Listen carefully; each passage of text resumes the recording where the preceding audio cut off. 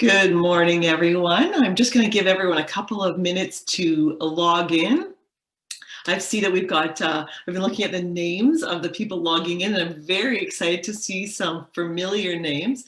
So thank you to all of you for joining us today to talk about working with the travel trade. We'll get started momentarily. There's a little bit of housekeeping. There is a chat at the bottom or the top of your screen, depending on where it shows up on your screen. So you can put something in the chat if you like. There's also a question and answer box. And my colleague will, I understand that this is a lot of information that you're going to have to process today. I'm very fortunate because I get to talk about the fun stuff that's going to help you to create some awesome packages.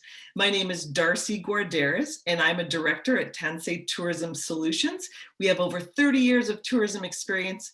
And some of you I've met before, some of you I have not, but I look forward to helping you to create these packages that are going to be really, really fun.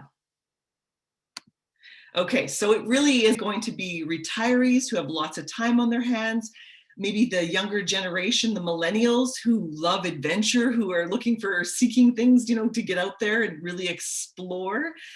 Is it families with kids who are just driving each other crazy inside their houses and want to get out there and explore? So you need to figure out who those people are, and your pack, understanding the terminology, that's really important.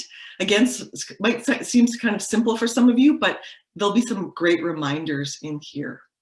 What are the travel trade really looking for?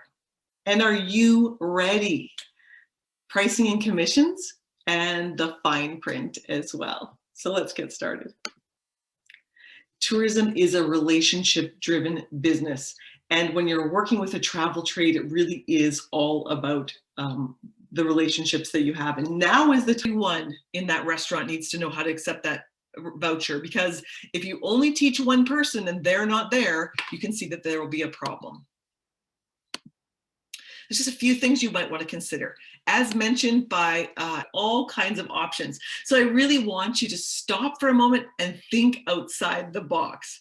So I want you to think about other tourism businesses. So other attractions, perhaps tours that already exist that maybe you as a small restaurant or small business can squeeze into. So it's going to take some communication and some conversation. So food outlets, beverage outlets, like can be bars, pubs. And I am aware that you do need to get a specific approval on certain things that include alcohol and cannabis. So please keep that in mind. I did mention Indigenous cultural experiences. There's some amazing new, it's not a great year. And it was probably the toughest year. Well, it was the toughest year we've ever had in the tourism industry. This is a graph that was provided by Destination Canada. And you can see where we fell off the cliff in 2020. Now, 9/11, I was actually a travel agent at that time, and I thought that that was the worst possible thing that could happen to the tourism industry. Little did I know.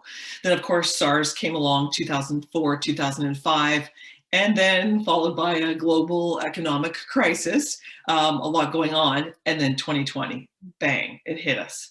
A lot of you have had time the last year to think about where you came from and where you want to go with your product. So we're going to look back just for this one moment, and now we're going to look forward and talk about some really positive things that actually came out of COVID. Can you believe I'm saying positive impacts of COVID? But it's true. There are listed below are 6 ways that travel will change after the pandemic. This is according to National Geographic, actually. So these are the things that we need to consider when we're creating product or adapting our existing product. Sustainability will be a drive. Today, we're going to be talking about telling your story, from product naming, itinerary headings, to text and photographs. Now, we all have a story, and you only have really one chance to make a first impression. So we're going to talk a little bit about how important it is to have an extremely powerful website, because that's your number one tool. And you know what? There's lots of stories to be told. So let's make your story a memorable one.